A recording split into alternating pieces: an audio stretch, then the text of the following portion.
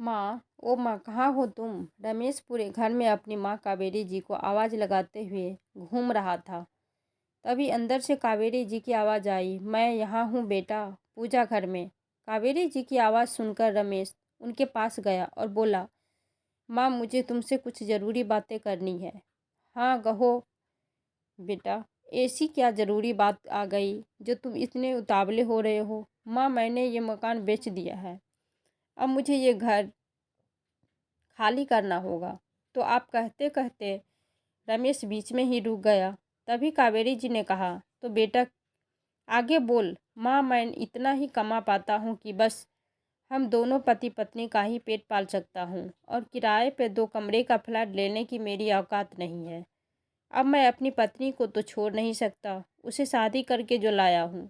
तो फिर आप ये कहकर रमेश ने अपना मुंह फेर लिया और रुक गया। तभी भगवान की जोत जलाते हुए कावेरी जी बोली, आप क्या बेटा? मुड़कर देखा तो बेटा पीठ किए खड़ा था। माचिस की तीली जलाते हुए कावेरी जी ने अपनी बात फिर से दोहराई। तो रमेश ने कहा, माँ, आप किसी वृद्ध आश्रम में चली जाओ। ये बात सुनते ही कावेरी जी का तो मानो जैसे दम ही निकल गया। माचिस की तिल्ली उसके हाथ में जलती ही रह गई और उसके हाथ जल गया। ये बात उसे ऐसी चुभी कि हाथ के जलने का उसे एहसास भी नहीं हुआ। उस हवा में अब सांस लेना कावेरी जी के लिए मुश्किल हो रहा था। वो यहाँ अब पल भर भी खड़ी रहना अपराध महसूस कर रही थी। आरती की थाल हाथ में अधूरी रह गई। सीने में विस्फोट जो हुआ था। माँ, आप अपना सामान बांध लेना, मैं कल ही आपको किसी अच्छे से वृद्ध आश्रम में छोड़ आऊँगा, कहकर बेटा बाहर निकल गया। तो कावेरी जी भी पूजा अधूरी छोड़ अपने कमरे में चली गई और जाकर फुट फुट कर रोने लगी। पति को गुजरे 24 साल हो गए थे, पर आज तक उनकी याद नहीं आई थी। कभी उनकी कमी महसूस ही नहीं हुई थी। अब तक अपने बेटे में ही अपने पति की छवि को देखते आई थी। उसी के सहारे दिन काट रही थी। तभी बहू कमरे में उसके लिए नाश्ता लेकर आई। लीजिए माँ जी, नाश्ता कीजिए। तो कावेरी जी ने रूंधे स्वर में कहा, नहीं बहू, मुझे भूख नहीं है, और फिर वैसे ही खाना तुम्हारे तुम्हारे लिए कम पड़ जाएगा। तो बहू भी दोबारा बिना टोके खाना वापस लेकर चली गई। अपने बिस्तर पर पड़ी कावेरी जी भी भीगी आंखें लिए घर को निहार रही थी। कैसे उसने एक एक ईंट खड़ी करके ये मकान बनवाया था। पति के जाने के बाद रात दिन एक एक कर पैसा कमाया था। भरी जवानी में विधवा होना कम दुख की बात नहीं था। ऊपर से गोद में बच्चा, दूसरा विवाह करना भी मुश्किल, क्योंकि अगर दूसरी शादी भी कर ली तो उस बच्चे का भविष्य अंधकार हो जाता। ऊपर से रोजी रोटी भी कमाना पड़े तो दुखों की कोई सीमा ही नहीं, क्योंकि रमेश के पिता राम सिंह जी की मौत उसकी फैक्ट्री में आग लगने के कारण हुई थी। पति भी गया, पैसा भी। एक जवान विधवा का घर से निकलकर बाहर नौकरी करना कोई मजाक नहीं, क्योंकि सबकी नज़र उसकी जवानी पर ही टिकी रहती है। आज भी कावेरी जी को अच्छे से याद है कि उसने अपनी लड़ाई लड़नी कैसे शुरू की थी। राम सिंह जी के जाने के 1 महीने बाद कावेरी जी अपने माता पिता के आगे अपनी नौकरी की इच्छा जाहिर की। तो माँ ने कहा था, बेटी, तुम्हारी नौकरी करना ठीक नहीं रहेगा। मेरी मानो तो तुम किसी अच्छे लड़के से शादी कर लो। पर माँ, ये रमेश ये हमारे पास रहेगा या फिर वो बच्चे को भी अपना ले तो इसे अच्छी बात नहीं। मगर ऐसा लड़का मिलना मुश्किल था।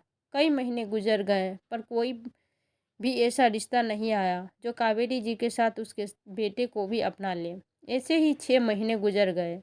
एक दिन बड़ी हिम्मत जुटाकर कावेरी जी ने अपने माता पिता से कहा, माँ, मैं कब तक आप लोगों पर बोझ बनी रहूँगी? क्यों ना मैं नौकरी कर लूँ? तो कुछ ऐसा सोच विचार कर उन लोगों ने भी हामी भर दी। नौकरी का पहला दिन कावेरी जी ने बड़ी उलझन में गुजारा। जितनी आसानी से उसे नौकरी मिली थी, उतनी ही आसानी से नौकरी करना मुश्किल था। दफ्तर का पहला दिन जाते ही सबसे जान पहचान हुई। तभी थोड़ी देर बाद एक महिला कर्मचारी ने उसे टोका, क्या आप बिंदी लगाना भूल गई? क्या कावेरी जी थोड़ी या शक पका गई। फिर कुछ सोच विचार कर कहा, हाँ वो मैं जल्दी में भूल गई, मैं मेरा छोटा बेबी है ना, इसीलिए। तभी पास में खड़े एक पुरुष कर्मचारी ने कहा, जी सुहाग जी तो लगाना जरूरी है ना। तभी से कावेरी जी ने फैसला कर लिया कि वो इस अनजान शहर में किसी को भी नहीं बताएगी कि वो अकेली है, विधवा है, ताकि पुरुषों की नज़र निगाहों से वो बची रहे। अगले दिन कावेरी जी ने घर से निकलते वक्त अपने पापा से कहा, अच्छा मैं ऑफिस जा रही हूँ पापा, रमेश अंदर कमरे में सो रहा है, देख लेना कहीं गिर न जाए। तो कावेरी जी के पिता ने पेपर पढ़ते हुए एक नज़र जाती हुई बेटी की तरफ डाली और कहा, अच्छा बेटा ठीक है। तभी उन्होंने महसूस किया कि जैसे कावेरी जी ने साज श्रृंगार किया हो। फिर सोचने लगे, नहीं ये मेरा वहम होगा। बेचारी जिसके चेहरे के रंग ही छिन गए, वो चेहरे पर क्या रंग सजाएगी। अपनी शंका को आप ही मिटाकर कावेरी के पिता अपनी दुनिया में वापस चले गए।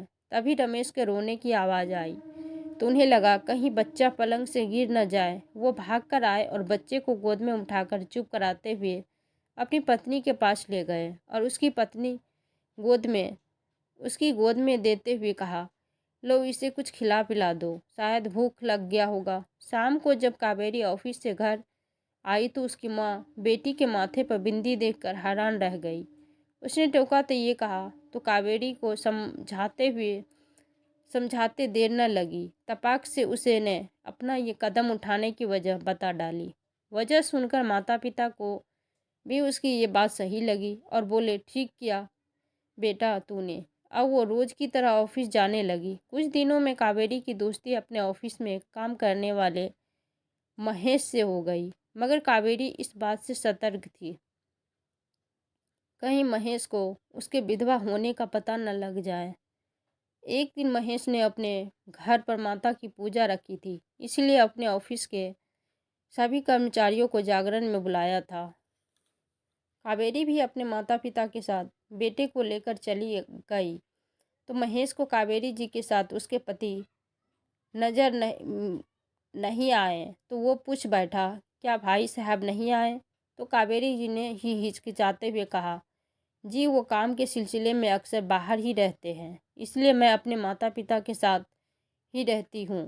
कावेरी के माता पिता बेटी के शब्दों में सच्चाई ढूंढ रहे थे, लेकिन उन्हें अपनी बेटी पर गर्व था कि वो अपने बेटे के लिए पूरी जिंदगी अकेले जीने को तैयार है। जागरण समाप्त होने के बाद घर लौटते वक्त कावेरी की माँ ने कहा, ये महेश की पत्नी कहीं दिखाई नहीं दी। मम्मी, महेश की जी की पत्नी का देहांत हो चुका है।